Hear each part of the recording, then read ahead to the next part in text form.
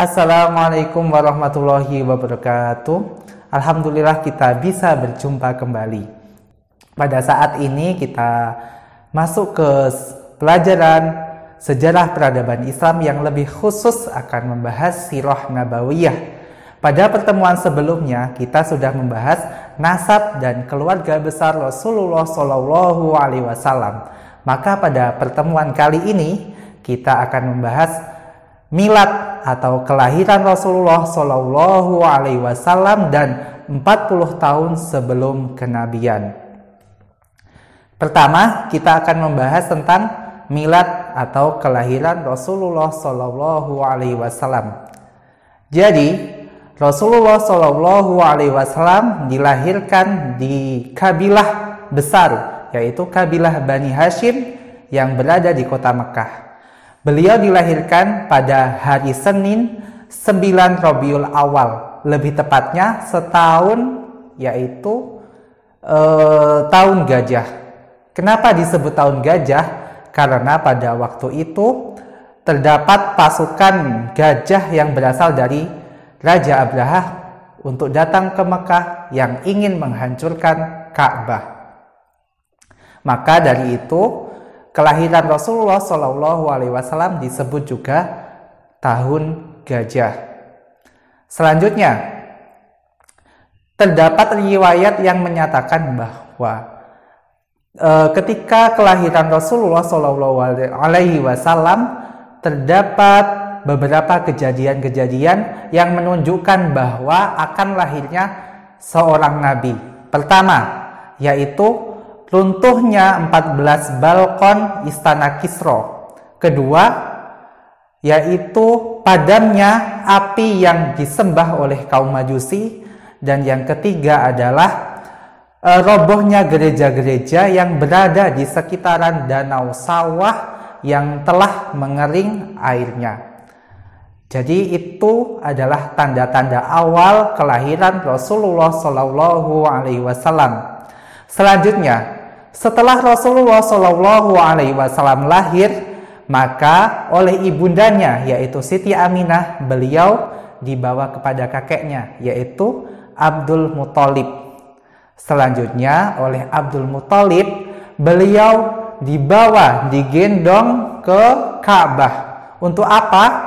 Untuk didoakan sebagai rasa syukur Abdul Muthalib kepada Allah Subhanahu wa Ta'ala. Selanjutnya, di dalam Ka'bah pula, Abdul Muthalib memberi nama beliau yaitu Muhammad. Padahal pada waktu itu, nama Muhammad masih asing. Belum ada seorang pun yang bernama Muhammad pada kota Mekah waktu itu. Akhirnya, setelah beliau diberi nama Muhammad, maka sesuai tradisi masyarakat Mekah yang memiliki peradaban maju, tradisinya yaitu untuk disusui oleh orang-orang yang berasal dari luar kota Mekah. Setelah Rasulullah SAW lahir, setelah disusui oleh ibunya, beliau sempat disusui oleh Suwaibah. Jadi beliau adalah budak dari Abu Lahab yang pada saat itu juga menyusui anaknya yaitu Masruh. Setelah itu, akhirnya datanglah kabilah Bani Sa'ad, yaitu kabilah yang berusaha untuk mencari anak-anak susuan yang berada di kota Mekah. Akhirnya oleh Abdul Muthalib, beliau Rasulullah Shallallahu Alaihi Wasallam dititipkan kepada Halimah binti Abu Zu'aib yang berasal dari kabilah Bani Sa'ad. Oke, kenapa Rasulullah dititipkan kepada Bani Sa'ad? Jadi, karena kota Mekah pada waktu itu adalah kota yang maju peradabannya, maka di situ tercampurlah banyak-banyak orang yang bisa saja di situ banyak wabah dan bahasa mereka sudah tercampur. Jadi tidak ada lagi atau jarang yang memakai bahasa Fusha atau bahasa Arab yang murni. Maka sebagai tradisi masyarakat Makkah pada waktu itu, jadi ketika anak baru lahir, maka oleh orang tuanya dititipkan kepada masyarakat yang berada di luar kota Makkah untuk apa? Untuk menjaga kefasihan bahasa Arab mereka dan juga untuk kondisi tubuh mereka agar tetap kuat dan kokoh seperti itu. Setelah Rasulullah SAW dititipkan kepada Halimah binti Abu Zu'aib, maka oleh Halimah beliau dibawa ke luar kota Makkah dan dibawa ke kabilahnya, yaitu kabilah Bani Sa'ad. Halimah bercerita tentang keajaiban atau anugerah yang didapatkan setelah mengadopsi atau menyusui Rasulullah SAW. Untuk lebih jelasnya, mari kita lihat slide berikut ini. Terdapat riwayat dari Ibnu Ishaq, Halimah pernah berkisah bahwasanya pada suatu ketika ia pergi keluar bersama suami dan bayinya yang masih kecil dan sedang menyusu. Selain itu, ia juga membawa wanita-wanita yang sama-sama mencari bayi-bayi susuan. Saat itu sedang terjadi musim paceklik, tidak turun hujan hingga mengakibatkan hewan peliharaan baik unta maupun kambing mereka kurus-kurus dan tidak mengeluarkan susu sama sekali, yang membuat mereka tidak bisa melewati malam dengan tidur pulas lantaran tangis bayi mereka yang kelaparan dan kehausan. Sesampainya di kota Mekah, rombongan tersebut menolak ketika disodorkan bayi Rasulullah SAW karena kondisi beliau pada waktu itu adalah yatim. Karena tujuan mereka ke Mekah adalah untuk mendapatkan hasil imbalan materi dari susuan mereka.